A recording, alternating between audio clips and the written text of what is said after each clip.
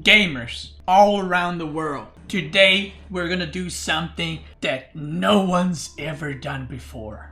Well, actually, I haven't done it before. I don't know about other people. But today, what are we gonna do, you might ask? I'm gonna do a Civ tier list for the new massive patch that's coming in a week or 2 or 3. I don't know when it's coming exactly. And I'm gonna do a little prediction on what I think will be good. And then once the new patch comes and I play a little bit, then we're gonna check back to this tier list and see how wrong or right I was. I'm doing this on June 23rd. So if there's more changes that buff or nerf something, not my fault, all right? So let's get started. For those that don't know, there's just so many changes. I'm gonna quickly and briefly talk about whenever I place a Civ, why I think that is, but there's so many changes, I don't even remember all of them. Number one Civ that will be happening in the new patch is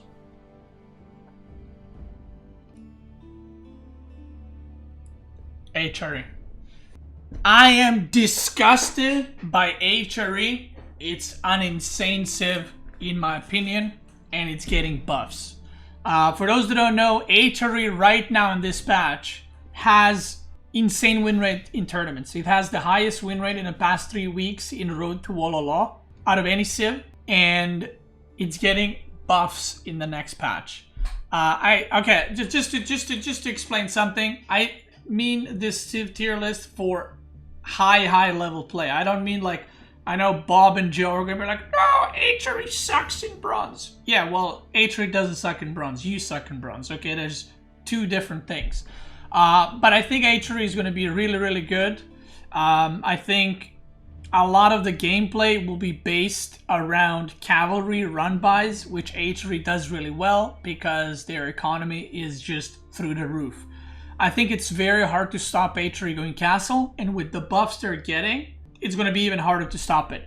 Now, just to explain something, I'm talking about HRE, basically the tournament map pool and the ranked map pool. So both of those combined, the current ranked ladder map pool and the 4 lakes and Frisian marches included in this, right? So I'm not talking just about ladder maps, and I'm not talking about season 2 ladder map pool, which I think HRE will still do perfectly fine. The next Civ that I think is also going to be batshit insane is Delhi. So for those that don't know, a lot of upgrades don't work for Delhi elephants, or some upgrades don't work for Delhi elephants, and they're fixing that. So next patch, Delhi ranged elephants will be even stronger. Can we get poggers? Wow. Healing is still stackable from scholars. Woo! Hell yeah, brother. And you're like, that's it, right? Their Imperial got the buff that it does deserve.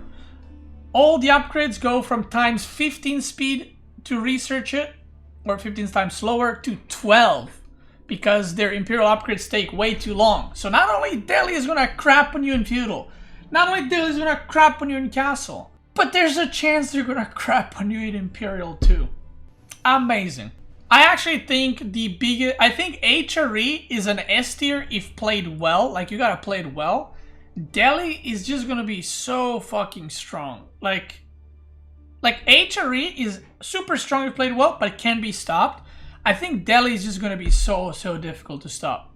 Yeah, another thing is, good point in the chat, Bombards got nerfed, Siege got nerfed, and Bombards are how you deal with the elephants. So Delhi is also a Civ that doesn't really go for a lot of Siege, so all the Siege getting massive nerfs benefits Delhi and benefits HRE for that reason. Basically, the new patch will be very focused on cavalry and not so much focused on siege units, and any Civ that was focused on siege units will go down a little bit. Now, the next Civ that we will be talking about is China. I think China simply will be the worst Civ. They're getting changes, but a lot of those changes feel like nerfs. They got the most kind of variety of changes. They changed 2 landmarks. They've obviously nerfed siege, which is China #1 thing, right? Like siege units. They've nerfed grenadiers, and I just don't see how China is gonna come out of this as, oh, we're doing better now. I just don't see it. I think China is gonna struggle a lot. And like I said, the main playstyle of China was booming, going into siege units and dominating there. But because siege is so crap and they got basically their health halved, the grenadiers got like less range now as well. I think it's going to be really, really hard for China, to be honest. And also their walls got nerfed because the landmark in Imperial, the stone gate that gives you extra HP, that shit's nerfed. Then there's another thing. Ming Dynasty also will not give HP to the walls anymore. A lot of nerfs that make China strong are happening. So I do think it's going to be played a little bit different compared to what it is played now. I just don't see China being any better than it is now. Let me put it that way. The next civ that we will be talking about is... Oh, this is a hard one. I'm gonna go with English. I think English is just it. You know, they did get a couple of changes, but it's nothing important. They did get a 10% discount on ship costs, so maybe that's something that can make English maybe a bit better in hybrid maps, because 10% on each ship cost kind of adds up, right? But again, English is very focused on trebuchets, and you know they are getting nerfed. They're very focused on trebuchets in the late game, and the biggest issue of English is castle. And I've said this for literally past 6 months, and nothing is being done to the castle. They're not getting a buff. Nothing's happening there, and I feel like other civs are getting better in castle, aka HRE and Delhi.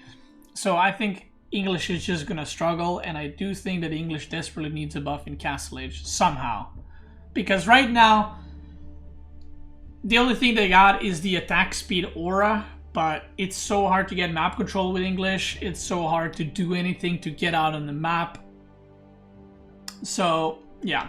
Now, the one good thing I want to bring up that is pointed out in the chat. So, for those that don't know, keeps in the next patch will cost stone to repair. Now, there might be a meta where you actually go for the keep landmarks as French and English now, because they cost wood to repair. So this is very, very important.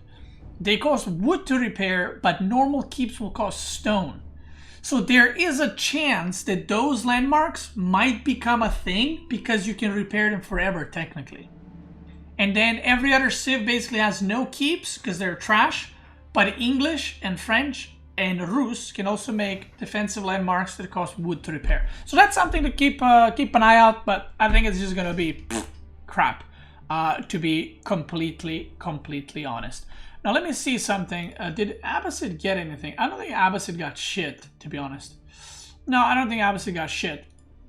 I think Abbasid is better than English and China. I think it's better now already, and I think it's gonna be, yeah, I think it's gonna be fine. As in, it's just Abbasid, you know, like there was a moment at N4C tournament where Abbasid was considered S tier, but you know, what is the biggest strength of Abbasid? Well, the biggest strength of Abbasid is siege, right? You enter castle and you can make siege instantly. Well, now siege sucks, so it's like the siege change is for all the civs, but Abbasid is a very siege-focused civ, so it's a nerf to them, right? Because of that. And I do think they're a bit better from English. You know, their castle is still stronger than English. Their feudal is not awful. Their imperial is pretty decent. Their economy in imperial is pretty decent. It can definitely beat HRE and Delhi in imperial, but it just not insane, you know, it's okay everywhere kind of thing, and it's probably the most average civ. The next civ we will be talking about, now this is an interesting one because I'm trying to compare these last three to, are they as good as Delhi and HRE, and are they is like Mongol as good as Rus? Let me quickly check the changes they're getting. So French is getting fix on bug with the trading, which I don't think anyone was going to be going to Chamber of Commerce. I might be wrong, but I doubt. They do have Red Palace, which costs wood to repair. That's something to consider. It is getting a tiny nerf, but it's already doing too much damage. And Royal Institute discount increased from 20 to 30%. So they got a buff on Royal Institute, which I think is kind of crazy, because I think a lot of people have been going Royal Institute, and I don't think it's bad at all as is, but you know, they are getting a little buff. And then Mangudai is getting like Kurultai landmark buff, which is like, okay, cool, no one cares. And basically they're getting some other stuff that don't really matter. And then we got Rus that got Kremlin buff, poggers. I mean, not really, it's gonna suck anyway. And then they got, so one interesting thing that Rus is getting is Spasskaya Tower landmark, which is the Imperial landmark that you never make. Again, is a keep, but also it will allow you to build stone walls as Rus. Now, this is very, very interesting, but I don't think people will be going for this. I think going for... Well, actually, no, I take that back. Wait, Siege is crap. So if the meta is to not go for Mass Siege, people might actually go for Spasskaya Tower now, because it's a keep and it allows Rus to make stone walls. So maybe it will be a thing, to be honest. I wouldn't be surprised. Now, I think Rus is probably the most well-rounded civ right now, and I'm just gonna go and put Rus. This is a hard one. Let me see how this looks like. If I put all three of them like this. The funny thing is French and Mongol are kind of buffed by nerfing the siege. Like Mongol can go for mass siege, so I guess it is a slight nerf to them. Rus can also go for siege, but they don't need to. They got Streltsy, which are very, very good. And Rus has knights and has a lot of cavalry upgrades. And I think the game will turn into mass cavalry playstyles. I think with not being able to repair keeps and kind of mass keeps as you used to before, will make it so that cavalry is going to be very, very strong. I think Springald will probably be non-existent because, you know, why do you need a Springald to kill the Mangonel? We can just run horsemen to it. And both of these civs, even Rus, is very cavalry focused. I think they're all going to be great civs. Another thing I forgot to mention, one big change that's happening is melee units don't have torches anymore versus Siege.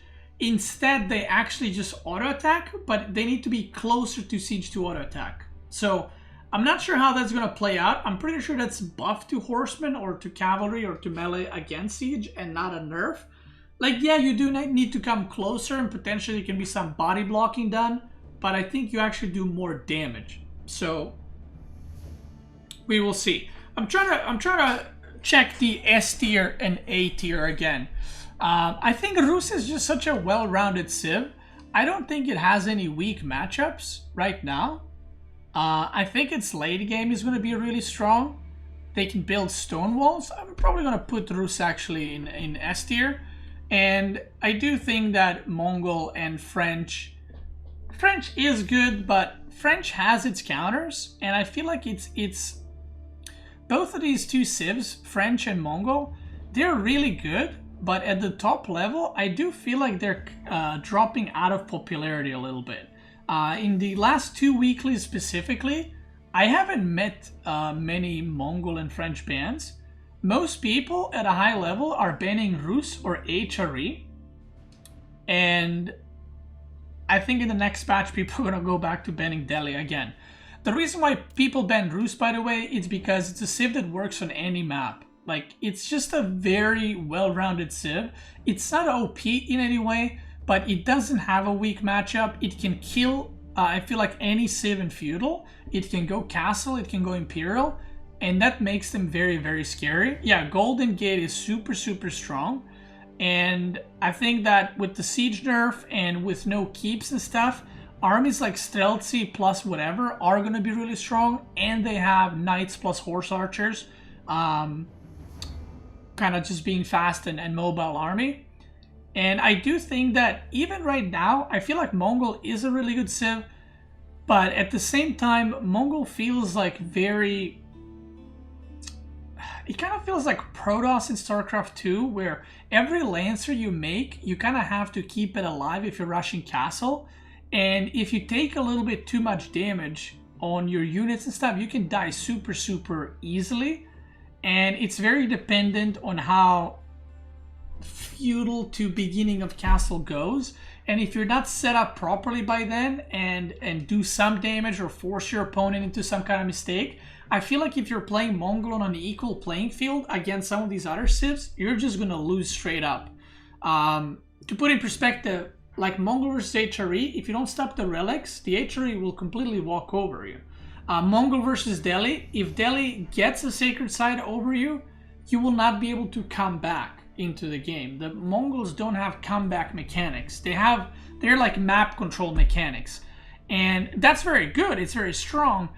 But it puts you in a position where if you don't do well, you're just behind. Where other civs, they don't need to kill anything of yours or whatever. They just need to make sure they're not confined into small space by you.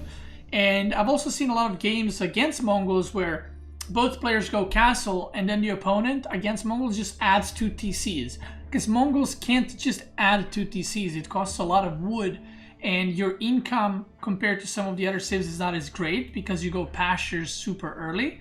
So I can also see Mongol meta becoming to not go early pastures anymore and instead get food on the map.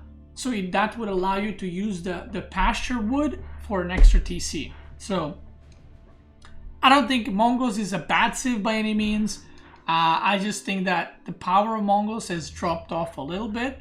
The power of French has fallen off a little bit. Still both great civs.